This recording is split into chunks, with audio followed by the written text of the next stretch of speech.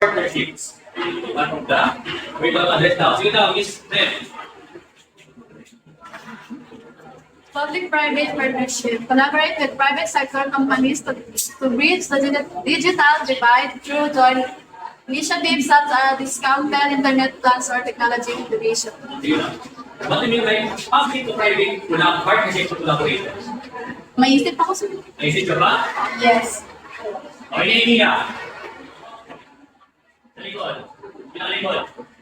Ang sagin ang seal. Sandara.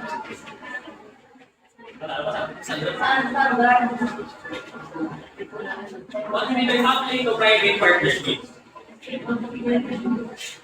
Hindi na. Sige, mag-go. For example, sa public government, certain sa private company, luwag ko lang kita para titular para mga organization or mag sila sa private or sa mga para mag-distribute ng ano.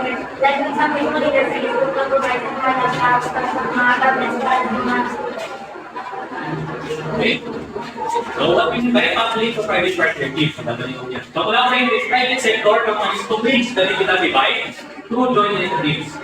So, the government and the public institutions need to collaborate para mas nakakagalingan nila. Pag yung government, kasi hindi mo sa tuloy, hindi ka mag-ugnay, di ba? Kung mo ka announce mo, kayo mo ang kanay na. Kita nyo nga, yung government na magulang. Unlike by private to public partnership, government to private institutions, personally, ang budget nila is collaborate. Kasi sila mag-distribute sa services. And for example, the government will provide some seminars. So the private will provide some internet access. May collaboration dito. But joint initiative sila kulikanay. Para matanaw sila makulikan ng mga tao. So that is the public sa private partnerships. Okay, next naman is government initiatives. Sige daw. Speaking.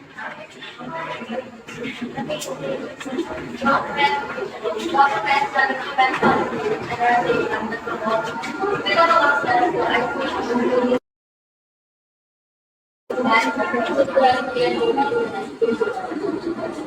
government initiatives.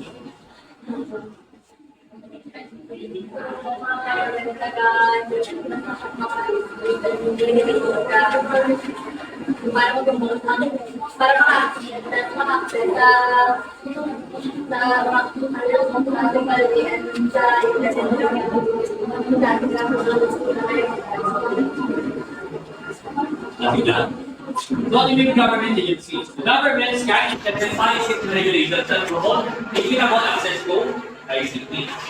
Kapag the government is bisa yung sa task force, policies and regulations para equal ang paggamit sa technology. Like for example, na mga services online, di ba? So, kung ano sa mga sa ng rich families, hindi naging service sa government, di ba? Para makikita access ka. So, ang muna naman sa government is to create a policy na equal gamit ng technology or ang ating na services online. Like, for example, pasang website, so kita duwe-duwe mag-load ng internet mo. So, hindi siya optimized website na. Ang muna sa government is make an optimized website para equal ang access ng mga reach people more people. So, that are one of the policies na ito na. Nagkakaroon sa budget na ito sa DICT. So, we will have regulations that everyone has equal access to information technology from China. Next one is inclusive education. So, what do you mean inclusive education? So, may exclusive, may inclusive naman. Sige daw. Isa pa, dito sa punta.